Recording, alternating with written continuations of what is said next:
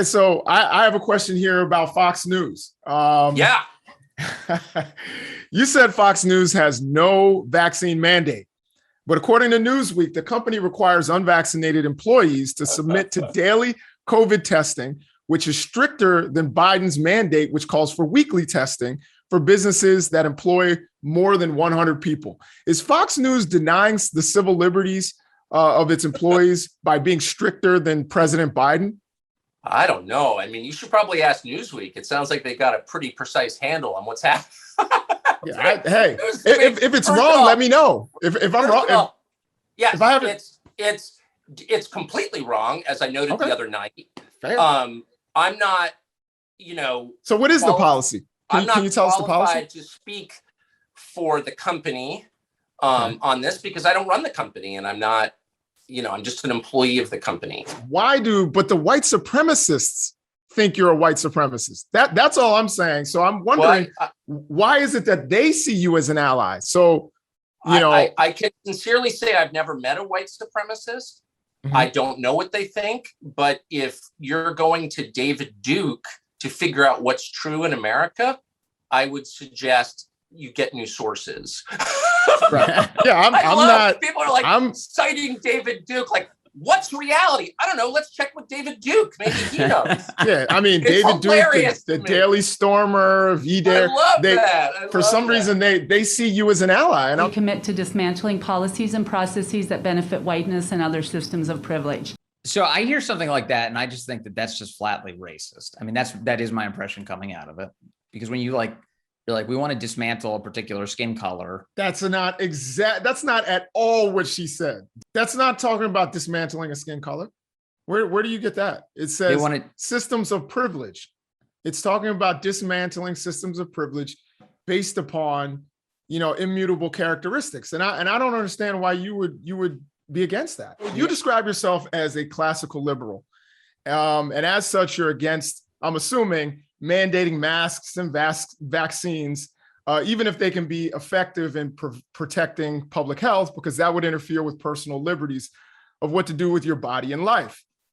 Yet in your book, you oppose the legalization of Schedule I drugs because addiction hurts communities. Why are you willing to sacrifice the civil liberties in one case for the public good, but not in the other? So when I talk about the drug part, it's like, yeah, I'm for legalizing marijuana. I'm not for mandating that everyone smokes it. I'm for legalizing most psychedelics. But then there's another class of drugs, basically, that are so highly addictive. We all know about, I'm sure you guys cover the fentanyl problem we have in the United States, the heroin problem. I was just in New York City, the amount of people that you see on the streets that are just laying there that are obviously on drugs. You go to San Francisco, go to most progressive cities, that you just unfortunately have to balance people's ability to make choices for themselves with some level of public good. The classical liberal position is that individual liberty is paramount, and there's nothing more that has to do with your own liberties and freedoms is what to do with your own body. So if you are going to say that I can't ingest whatever it is in my body, I think the classical liberal position would be, where does it stop? Can I not drink a big gulp because, it may harm my body and they say sugar is addictive?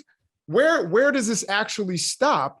And I think that's the classical liberal position. So my question to Dave is really about how he identifies as a classical liberal or even a libertarian when you're saying that there should be these strict guardrails. And then again, when we're talking about ingesting drugs, that's what I'm putting into my own body. But when we're talking about COVID, that is something that could affect the people around me. So that's a little bit different. And so I'm trying to understand how it is you marry those things. And another question that I have on top of that is, you mentioned libertarianism. Why is it that you supported Donald Trump in 2020 instead of Joe Jorgensen? Because it sounds to me like your views align closer to Jorgensen than to Donald Trump. But one of the things that we've learned is that heavy-handed over-policing doesn't work. Mass incarceration doesn't work. Broken windows doesn't work. People who wanted to arrest people for small infractions like smoking marijuana, all it does is fill up prisons. It doesn't necessarily make our society better. Sean, when you break things down, so 77% of Americans are in favor of lowering the price of prescription drugs allowed by Medicare, allowing Medicare to negotiate drug prices. That's in the bill. 60% are in favor of expanding subsidies for low and middle income Americans to buy health insurance. That's in the bill. 66% of voters support funding for affordable housing. That's in the bill. 61% are in favor of providing universal preschool for all American children. That's in the bill.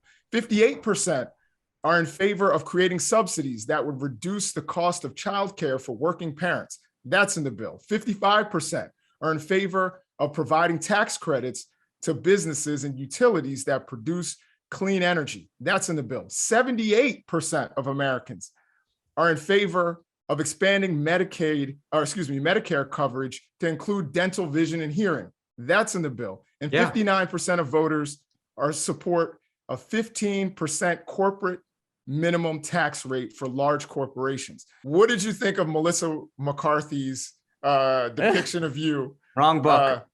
I thought initially it was funny, Jason. The first one I got a kick out of, and frankly, not only was it funny, but I kind of was like, all right, Sean, you had a difficult week. It's kind of well-deserved. I think I got a little personal and vitriol towards the end. So that's what I'll say about that. And Sean, one thing I will say, I really appreciate you because you may be the only person in the world that I think I'm a better salsa dancer than. So that says a lot. But you argue in your book, Supreme Injustice, that some of the Supreme Court justices were sufficiently partisan and should have recused themselves from ruling on the 2000 election. Now, Clarence Thomas's wife, Ginny, cheered on the MAGA rally before the January 6th insurrection, campaigned for Trump, and Thomas himself took his law clerks to the White House to meet the former president. Do you think Clarence Thomas should recuse himself from any cases that involve the former president in the future? Well, the Supreme Court has very strange rules about recusal. They have rules that bind all the lower court judges, Court of Appeals judges, federal district court judges, but they don't have any rules that bind them. They are law unto themselves. They're above the law. And so only the justice decides whether to recuse himself. Look, I think both Justice Ginsburg and Justice Thomas should have recused themselves. Justice Ginsburg took some very strong political views and made very strong political statements. So did Justice O'Connor during the 2000 election. So justices are people. I know them all. Some of them are my colleagues, my friends. They're people. They're human beings. They have passions, strong passions. And hopefully they can control those passions and render objective decisions. But if they can't, they should recuse themselves. You've defended anti-BDS laws by stating, quote, so long as these anti-BDS statutes do not prohibit advocacy of such boycotts, right, but instead focus on the commercial activities themselves, namely economic boycotts, right, there are no serious freedom of speech concerns. And there's more to that, but I won't go into it. Using that legal and constitutional logic, could the city of Montgomery have legally canceled any contract with a company that supported the Montgomery bus boycott, maybe for, let's say, driving Black citizens to work or school? No, here's my argument. Look, I can make a statement. I can go on the public statement and say, nobody should ever serve a Black person. Black people they don't deserve to be served. Nobody should serve them. That would be my constitutional right. But I have no constitutional right not to serve a Black person. I have to serve them. Even if I think it's terrible, even if I advocate not serving them, I have to serve them. The same thing, I would argue, is true of Jews who and the Jewish state. We have statutes against national origin discrimination. So you can call for a boycott of Israel. You can say Israel is an apartheid genocidal state, all of which are false. You can say all that, but you can't refuse to have economic business with Israel the way Ben and Jerry and Unilever have done. Remember, Unilever does business with Cuba, with China, with Belarus, with Iran. They even have a plant in Belarus, and but they've just picked and chose one country, the nation state of the Jewish people, and said, we won't deal with them. I think that could be made illegal, just the way it's illegal to discriminate against gay people, Black people, women, Jews, and anybody else. So no, I don't think it would apply to a political boycott. It applies only for me to a religious or racial boycott. By the way, I am subject to BDS. I'm not an Israeli, but the BDS people refuse to engage with me. They wouldn't debate with me because I'm a Jew who supports Israel. If you're a Muslim who supports Israel, they'll deal with you. But if you're a Jew who supports Israel, they won't. That's religious discrimination. That's why I'm against the actions of BDS rather than the advocacy of BDS.